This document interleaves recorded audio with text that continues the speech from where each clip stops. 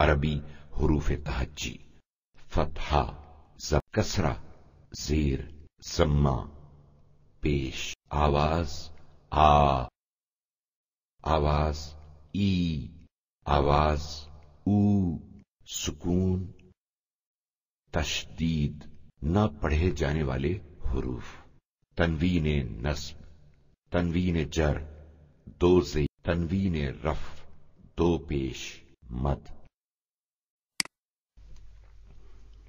پچھلے درس میں ہم نے کچھ ایسی آوازوں کے بارے میں معلومات حاصل کی جو عام طور پر کھینچ کر پڑھی جاتی ہیں۔ کیا آپ بتا سکتے ہیں وہ آوازیں کون سی ہیں؟ جی ہاں، آ، ای، او۔ قرآن کے بعض الفاظ میں کھینچنے والی آوازوں کے اوپر یہ علامت لگی ہوتی ہے، جس کی وجہ سے ان آوازوں کو کچھ معمول سے زیادہ کھینچا جاتا ہے۔ اسی وجہ سے اس علامت کو مد کہا جاتا ہے۔ مد کھینچنے کے معنی میں آتا ہے۔ قرآن کے وہ مقامات جہاں مد آ کی آواز کے ساتھ آیا ہے، توجہ کریں۔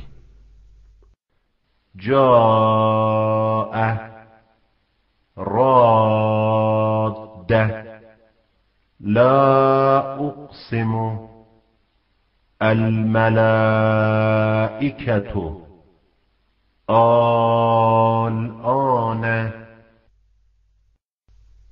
اب ان چند مقامات پر جہاں مد ای کی آواز کے ساتھ آیا ہے، توجہ کریں۔ جیء، یضیء، خطیئتی، انی اخاف۔ اب ان مثالوں پر توجہ کریں جہاں مد او کی آواز کے ساتھ آیا ہے۔ سوء، تبوء، تأمرونی، قالوا انا۔ ان کلمات کو پہلے الگ الگ پڑھیں اور بعد میں ملا کر پڑھیں۔ شاء، شاء، سیء، سیء، الحاقۃ،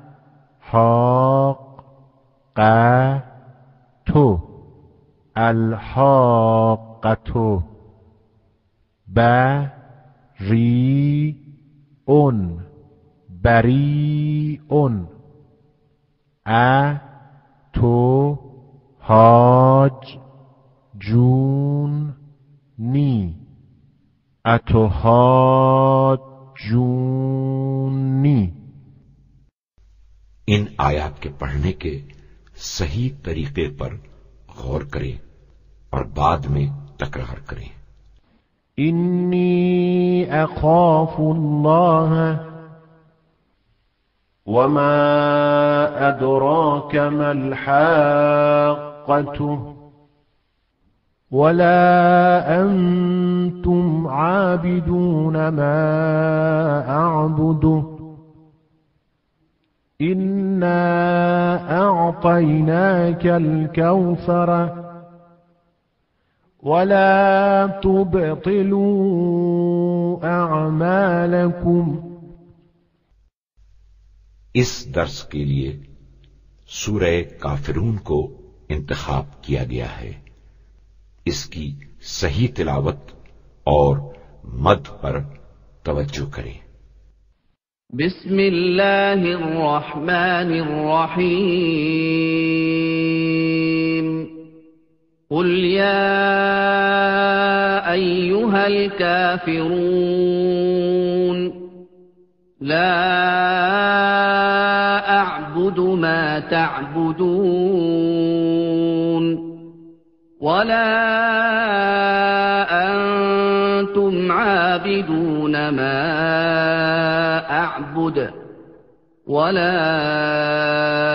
أنا عابد ما عبدتم ولا أنتم عابدون ما أعبد لكم دينكم ولي دين.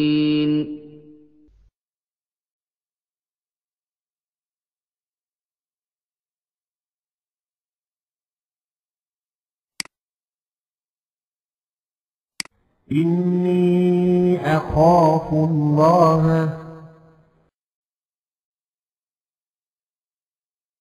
وما أدراك ما الحاقة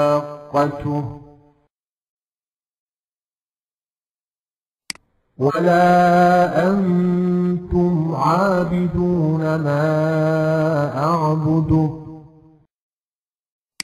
إنا أعطيناك الكوثر ولا تبطلوا أعمالكم